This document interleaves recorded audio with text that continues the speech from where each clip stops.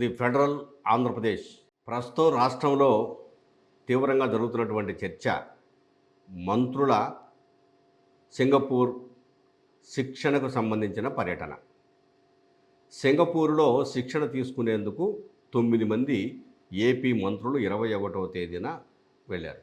వీళ్ళు 27వ తేదీ వరకు సింగపూర్లో ఉండి సింగపూర్లో పరిపాలనాపరమైనటువంటి అంశాల మీద సింగపూర్ ప్రభుత్వ ప్రతినిధులు ఇచ్చే శిక్షణను తీసుకొని తద్వారా మళ్ళీ తిరిగి ఆంధ్రప్రదేశ్కు వచ్చి ఆంధ్రప్రదేశ్ పరిపాలనా రంగంలో తీసుకురావాల్సిన మార్పులపైన సింగపూరులో పరిపాలనా విధానం ఎలా ఉంది అనే అంశాలను అక్కడ తీసుకున్న శిక్షణకు సంబంధించిన అంశాలను ఇక్కడికి వచ్చిన తర్వాత మంత్రులు, ఉన్నతాధికారులు, తర్వాత పాలనలో భాగస్వాములు, ఇతర మంత్రులు వీళ్ళందరికీ కూడాను తిరిగి శిక్షణ ఇస్తారు. ఇది ఆంధ్రప్రదేశ్లో ప్రస్తుతం జరుగుతున్నటువంటి కార్యక్రమం. అయితే సింగపూర్ శిక్షణ ఆంధ్రప్రదేశ్ మంత్రులకు అవసరమా అనేది ఒక పెద్ద ప్రశ్న. ఎందుకంటే ఆంధ్రప్రదేశ్ ముఖ్యమంత్రి ప్రపంచానికే కావలసిన అంశాలు చెప్పగలిగిన వారు, అంతటి నాలెడ్జి ఉన్నటువంటి వారు, పరిపాలనా రంగంలో ఆరితేరినటువంటి వారు అనేది ఒక పెద్ద చర్చ. మరి అటువంటి ముఖ్యమంత్రి ఉన్న ఆంధ్రప్రదేశ్కు సంబంధించి మంత్రులు సింగపూర్ వెళ్ళడం ఏంటి, అక్కడ శిక్షణ తీసుకోవడం ఏంటి, తిరిగి వచ్చి ఆ శిక్షణకు సంబంధించిన అంశాలను మళ్ళీ ఏపీలో ఇతర మంత్రులు లేదా అధికారులకు చెప్పడం ఏంటి, ఇదంతా అనేది రాజకీయ వర్గాల్లో తీవ్రమైనటువంటి చర్చ కొనసాగుతోంది.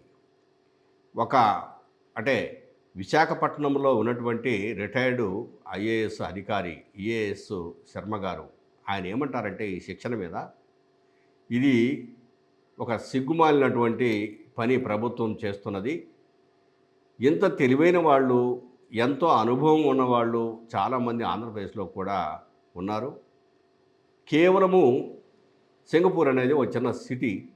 మన ఆంధ్రప్రదేశ్ రాష్ట్రంతో పోల్చుకుంటే ఆ జనాభాను తీసుకుంటే అది ఎంత, ఆ సిటీలో ఏం కావాలన్నా చేసుకోవచ్చు. కానీ ఆంధ్రప్రదేశ్ రాష్ట్రంలో అవన్నీ చేయడానికి సాధ్యమేనా? ఎలా సాధ్యమైంది? ప్రభుత్వ డబ్బులు దుర్వినియోగం చేయడం తప్ప రెండోది లేదు అని ఆయన స్పష్టం చేశాడు.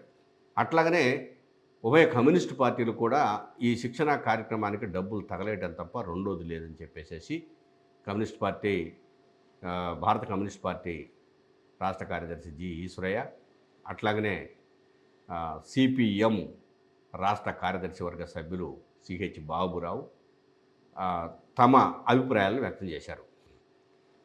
మొత్తం మీద మంత్రుల పర్యటనకు సుమారుగా ₹1 కోటి ఖర్చు అవుతుందని చెప్పేసి ప్రభుత్వం ఒక అంచనా వేసింది.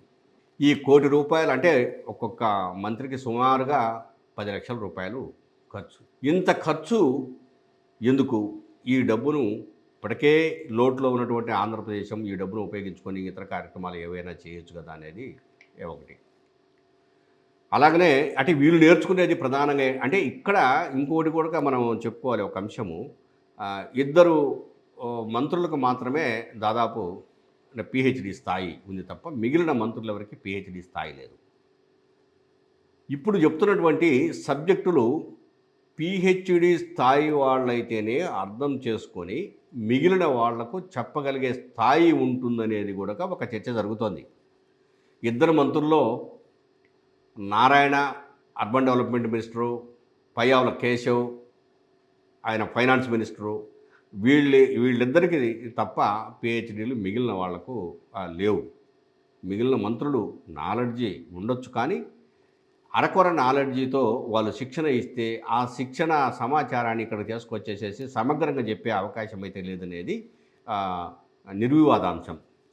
ఇందులో పబ్లిక్ సర్వీసెస్ డెలివరీకి సంబంధించి పబ్లిక్ సర్వీసెస్ డెలివరీ అనేది ప్రధానమైనటువంటి అంశం. తర్వాత డిజిటల్ గవర్నెన్స్, ఇలాగనే ఎకనమిక్స్ డెవలప్మెంట్ పాలసీలకు సంబంధించినటువంటి అంశాలను చర్చించటము, తయారు చేయటం ఇలాంటి. అలాగే ప్రజాప్రతినిధులు, అధికారుల మధ్య సమన్వయం ఎలా ఉండాలనేది కూడా అదొక ప్రత్యేకమైనటువంటి సబ్జెక్టు. అట్లాగనే జాతీయ ప్రయోజనాలు, నేషనల్ ప్రయారిటీస్ ఎలా ఉండాలి, రోడ్లు లేదా టూరిజం ఇట్లాంటి ప్రయారిటీ అంశాలను ఎట్లా తీసుకోవాలి, ఏం చేయాలనేది కూడా ఇంకొక అంశం. అట్లాగనే పొలిటికల్ రెస్పాన్సిబిలిటీ మీద కూడా ఈ ఈ శిక్షణ ఉంటుంది. ఈ అంశాలన్నిటికి సంబంధించి వాళ్ళు అక్కడ నేర్చుకొని ఇక్కడికి వచ్చేసేసి ఏమి చెప్తారు, ఎలా చెప్తారు, పైగా ఆంధ్రప్రదేశ్లో గ్రామీణ వాతావరణం ఎక్కువ.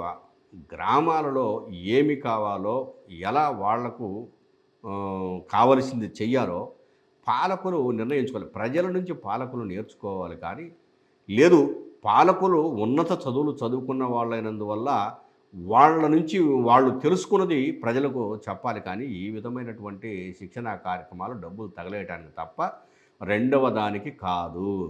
ఇప్పుడు డిజిటల్ గవర్నెన్స్ అన్నారు. ఏం చేస్తారు? ఇప్పుడు ఒక రేషన్ కార్డు అందాలి. ఎలా రేషన్ కార్డు అందాలన్న ప్రజలకు ఇక్కడ చెప్పలేరా?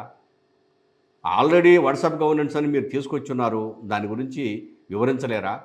దీనికి సింగపూర్ పోయి శిక్షణ తీసుకొని వచ్చి ఇక్కడ వివరణ ఇవ్వాల్సిన అవసరం ఉందా అనేది రాజకీయ పరిశీలకుల భావన. మొత్తం మీద ఆంధ్రప్రదేశ్ నుంచి వెళ్ళినటువంటి 9 మంది మంత్రులు సుమారు ₹1,00,00,000 ప్రభుత్వానికి నష్టం చేస్తున్నారు తప్ప ఈ పర్యటన వల్ల, ఈ శిక్షణ వల్ల పెద్దగా లాభం లేదు అని చెప్పేసి రాజకీయ పరిశీలకులు వ్యాఖ్యానిస్తున్నారు.